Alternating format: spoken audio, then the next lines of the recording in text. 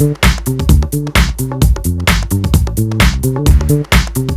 on the show we're here with Myra Segal, who is an actress, who is a singer, and a songwriter, and she's a model. And she's recently made a return to, where have you made a return to from all these years? You said you've taken a break?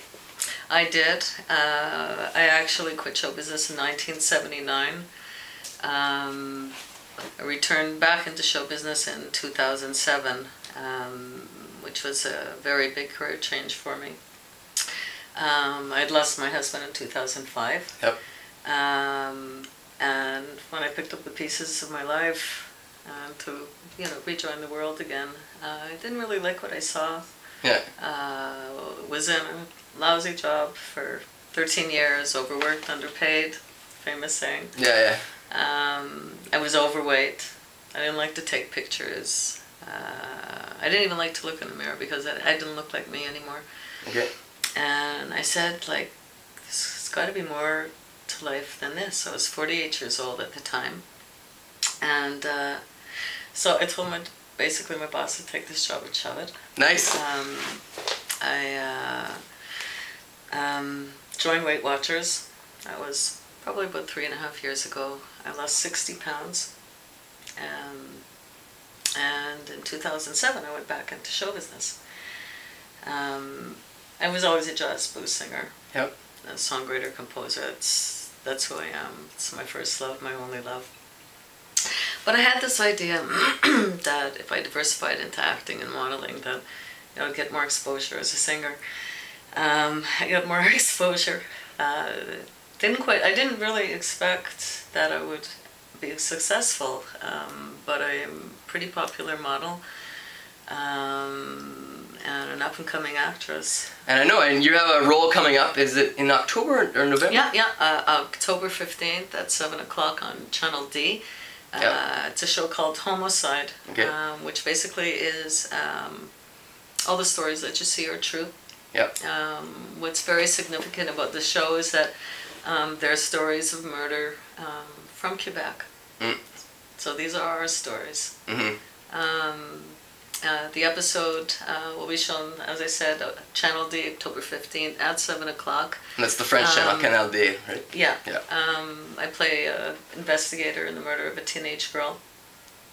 Because these are true stories, so I can't divulge her name until after it's aired. So if you have a chance, you should watch it. It's a story worth telling and a story worth hearing. Cool. Well, I've seen some of your acting in the Distributel and the Property Direct ads. And we're going to actually roll the ad right now, if that's all right. Oh, goody. Oh, you're going to like it. Here it comes. I was really fed up. I spent so much money before I realized there were other options. The second home phone for my teenagers, unlimited internet, and long-distance calls. Distributel really helped me. My name is Myra. I'm with Distributel. Call them. I have to bring this up, but I notice your hands are in the same position right now as in the ad.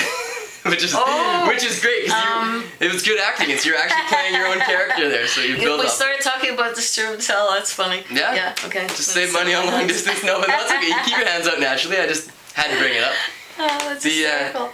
This is great. It's very cool, because Distributel, I got to speak. Yeah. Where my other commercials were non-speaking. Yeah, speaking role in a commercial, that's a huge step. Especially how much CTV played it. Yeah. Oh my goodness. Did you get noticed at all? Did people see you? I get stopped in Depanneurs and on the bus. Nice. I had little children chase me up the stairs. I saw you on TV. I saw you on TV.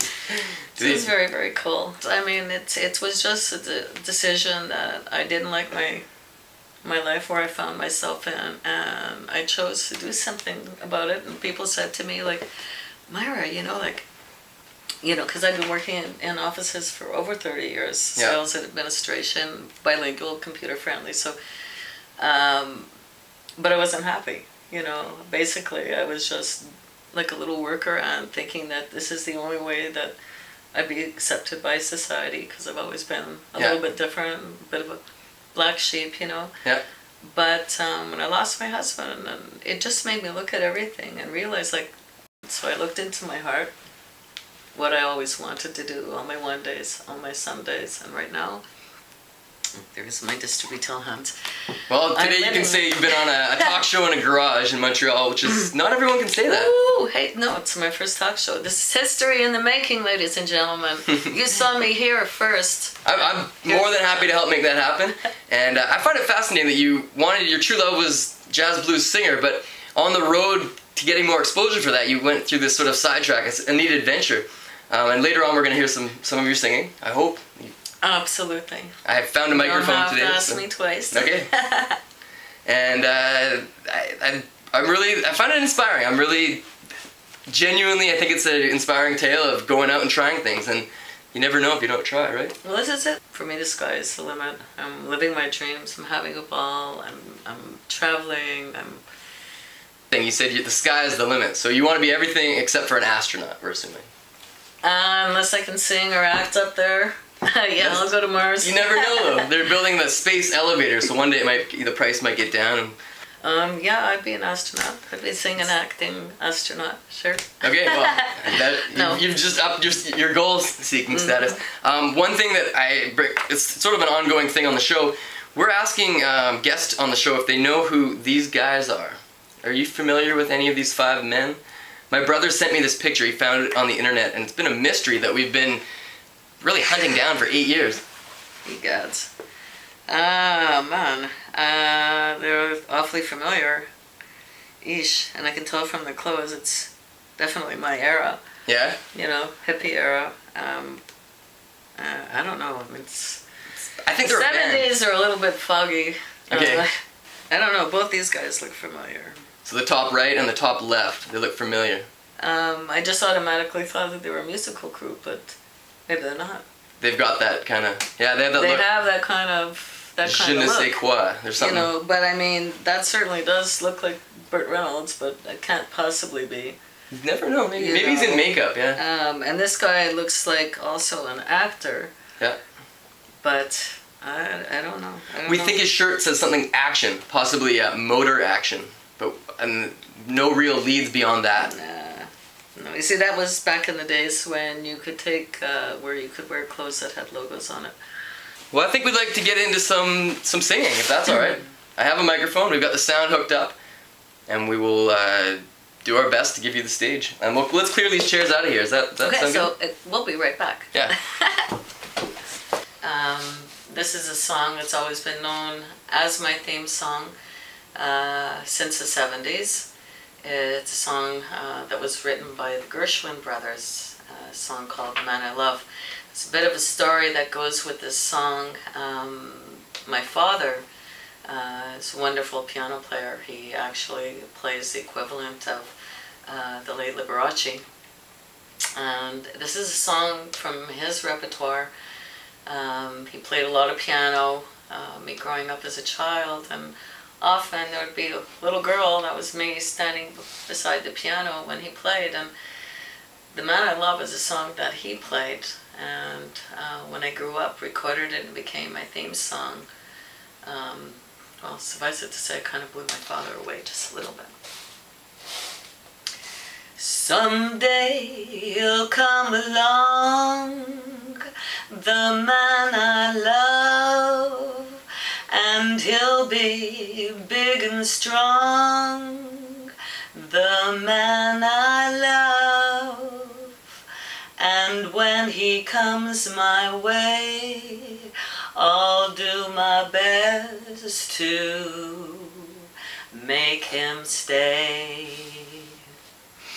He'll look at me and smile, I'll understand, and in a little while he'll take my hand. And though it seems absurd, I know we both won't say a word. Maybe I shall meet him Sunday, maybe Monday, maybe not. But still I'm sure to meet him one day. Maybe Tuesday will be my good news day. He'll build a little home just meant for two, from which I'll never roam. Who would you? And so all else above, I'm waiting for the man I love. Thank you very much. All right. I think that wraps it up for today. Myra Segal, myrasegal.ca it is? myrasegal.ca. All right, and we'll put a link to your stuff, and thanks for coming on the show. It's been great. It was my pleasure. Yeah. Bye, Till everybody. next time. See you next